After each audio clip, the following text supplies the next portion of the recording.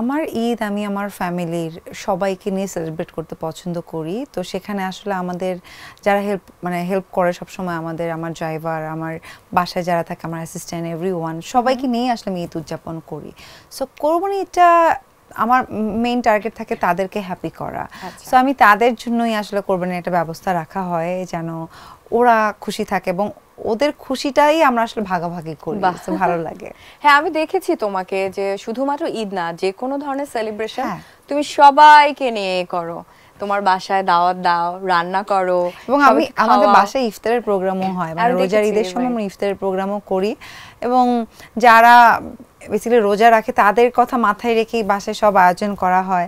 So ভালো, কারণ এটা আসলে এমন যে এখন করছি তা না, এটা আমি ছোটবেলা থেকে মানে ওইটা দেখি বড় হয়েছে। কারণ আমি যেখানে বড় হয়েছিলাম ভোলাতে অথবা কুমিল্লাতে, আমার বাবা যেহেতু সরকারি চাকরিজীবী ছিল, প্রফেসর, সো আমাকে বিভিন্ন জায়গায় যেতে হতো এবং সবাই আশেপাশে যারা ছিল সবাই অ্যাকচুয়ালি মুসলিম এবং তারা সবাই অনেক আদর করতো।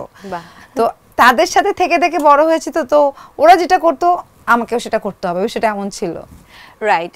সো ঈদের সময় না আমাদের একটা ট্রেন্ড ছিল একটা সময় যে রূপালী পর্দায় গিয়ে নতুন সিনেমা রিলিজ হবে, দেখতে যাব। ওটাও কিন্তু ঈদের একটা আনন্দ। তো চিত্রনায়িকার কাছে ঈদের সময় এক্সপেকটেশন থাকে ঈদটা হচ্ছে এরকম যে নতুন কাজ থাকবে, নতুন মুভি থাকবে। তো তোমার এবারের ঈদের কাজের খবরগুলো বলো। এবার কোরবানি ঈদের জন্য আমার ওইভাবে করা হয়নি, কারণ আমি রোজা ঈদের পরে আসলে এই 2টা মাসই মানে আমার মাকে নিয়ে ব্যস্ত ছিলাম। আমি দেশে ছিলাম না। আচ্ছা, কেমন আছে? হ্যাঁ, আমি ভুলে গিয়েছিলাম। হ্যাঁ, এখন মোটামুটি আছে, সবার আরো একটু টাইম লাগবে। তো আমি দেশে ছিলাম না, আমি বাইরে ছিলাম ইন্ডিয়াতে। তো যার কারণে আমি ওইভাবে কাজ করতে পারিনি। হ্যাঁ, বাট আমার কিছু ব্র্যান্ডের কাজ ছিল, যেই প্রজেক্টের আমি অ্যাজ এ ব্র্যান্ড অ্যাম্বাসেডার কাজ করছি, ওগুলোর কিছু কাজ করেছি ঈদের আগে। সো